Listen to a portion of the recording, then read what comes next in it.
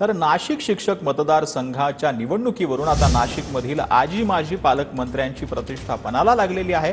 अजितदादा गटाचे उमेदवार महेंद्र भावसार यांच्यामुळे माजी मंत्री छगन भुजबळ यांची प्रतिष्ठा पणाला लागली आहे। तर दुसरीकडे शिंदे गटाचे उमेदवार किशोर दराडे यांच्यामुळे पालकमंत्री दादा भुसे यांची देखील प्रतिष्ठा पणाला लागल्याचं पाहायला मिळतंय। राष्ट्रवादी अजित पवार गटाकडून महेंद्र भावसार हे रिंगणात आहेत, तर शिवसेना शिंदे गटाकडून किशोर दराडे हे निवडणुकीच्या रिंगणात असल्याचं पाहायला मिळतं।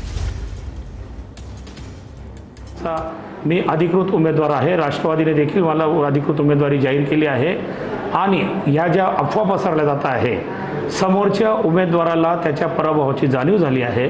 राष्ट्रवादी पक्षाने मला ताकद दिलेली आहे आणि माझ्यासाठी सगळे प्रादेशिक नेते देखील मला खंबीरपणे माझ्या पाठीशी उभे आहे।